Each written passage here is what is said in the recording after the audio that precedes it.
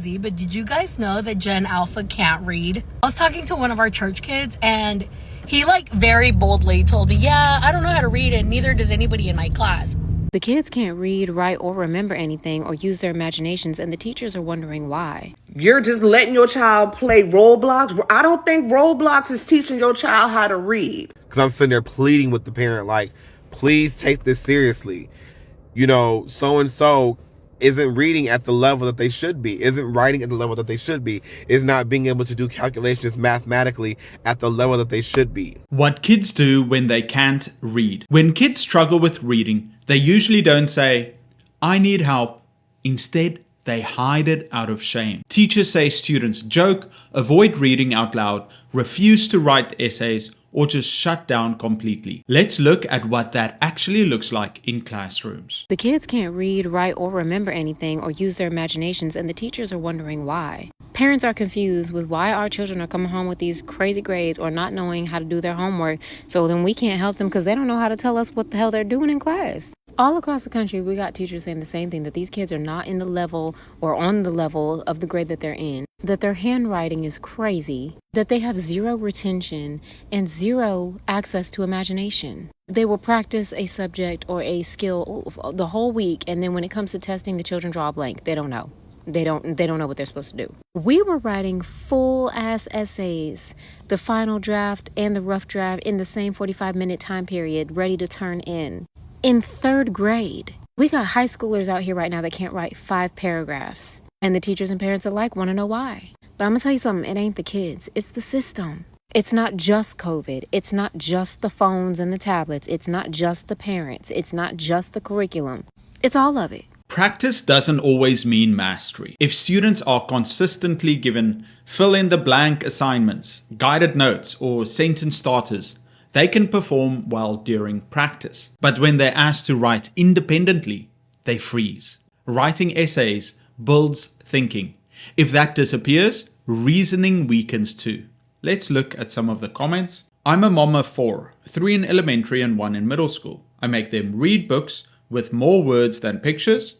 They don't have phones, and we spend most of our time after school outside. More parents should try and do this, but I understand that it's difficult trying to earn a living and take care of your kids. It's too difficult. Everybody wants to bash on Gen Z, but did you guys know that Gen Alpha can't read? I was talking to one of our church kids and he very boldly told me, yeah, I don't know how to read and neither does anybody in my class. Mind you, this kid is starting 5th grade in August, okay? And I thought he was playing, so I told him, you know, kids will do anything for money. So I was like, I'll give you $10 if you could tell me what this bag says. It said chips in giant letters. And I said, you could sound it out, you could try spelling it or whatever to help you read it. Because I thought he was lying. So this dude goes, CHIPS. And I go, what does that say? And he goes, potatoes. Y'all, we're cooked as a society. That story is wild, but it shows something deeper. Embarrassment. When kids can't read, they avoid it. They joke, they shut down, or they pretend they don't care. Because it feels safer to say, I don't care, than to admit, I can't do this. Let's see some of the comments. In 5th grade, we were on high school, college reading levels. Many places have stopped teaching phonics, and that's the problem. Is this the USA only? Guys, in the comments, tell me if this is happening in your country or if this is mostly just in the US. TikTok has given us too much visibility and proximity to dumb people. What is this guy wearing? Because why am I watching a video about this mother who got mad at a teacher because her daughter earned all 1s on her handwriting? So in retaliation, mom then writes a letter to the child's teacher. At first glance at the letter, I look at it and I said, the kindergartner didn't write this? The spelling and the grammar alone, I see why she struck. And this is no shade to the child because she's just a child. But I used to teach for 8 years. I taught math and I taught science.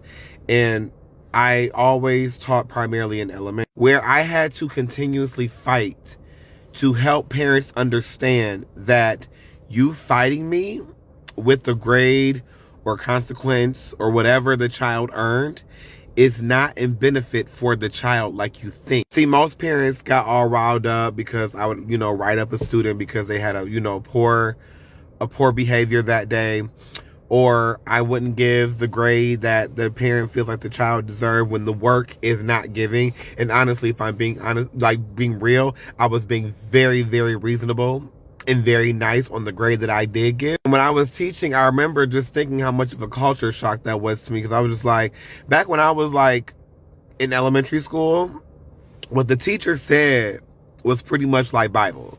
Like, it was no times where my parents ever like heard what the teacher was saying about me, whether it be behaviorally or academically, and was like, oh no, my child would never do that. No, because my parents understood that I was a child and I was bound to make plenty of mistakes, academic and behavioral. And instead, we took those moments to learn and grow together. Yes, I had some consequences because I made the wrong choices sometimes. So that's what it was. So when I got into teaching, I wasn't prepared for all the pushback from the parents. And this is why the literacy level is going to continue to be at its low point, because we continue to have parents like this. We continue to have parents.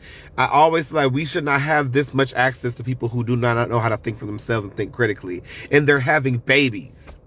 They're having babies. We laugh at the literacy percentage in our country, but what's going to happen when these people who are illiterate now become workers or are already workers? I just really feel bad for these kids, because I remember when I used to do parent-teacher conferences and I would listen to the parent, or just watch how unserious they were about their child's grades. I would just sigh and just be like, wow, this is what we have to look forward to. This is what we have that is guarding our children. I was more of a parent than they ever were, most times, because I'm sitting there pleading with the parent, like, please take this seriously. So-and-so isn't reading at the level that they should be, isn't writing at the level that they should be, is not being able to do calculations mathematically at the level that they should be. Yeah, I think, when kids are so far behind, teachers reach out to parents to help. I hear a lot of parents saying, well, it's your job to teach the kids.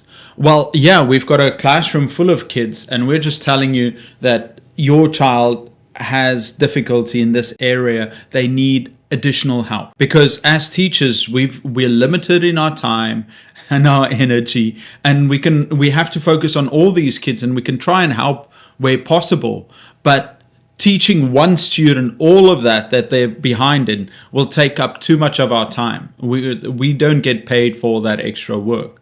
Oh, okay. Most of the times my kids were coming in smelling like ganja, smelling like all kind of things. There are most days where kids were coming in crying because their parents just cussed them out. Y'all did not set them up for the day. It was just a horrible experience. I think that when I was teaching, I was just so heartbroken, because I was just like, I have no faith. Because it was just like one or two kids in my class, maybe three, that I was like, I can work with.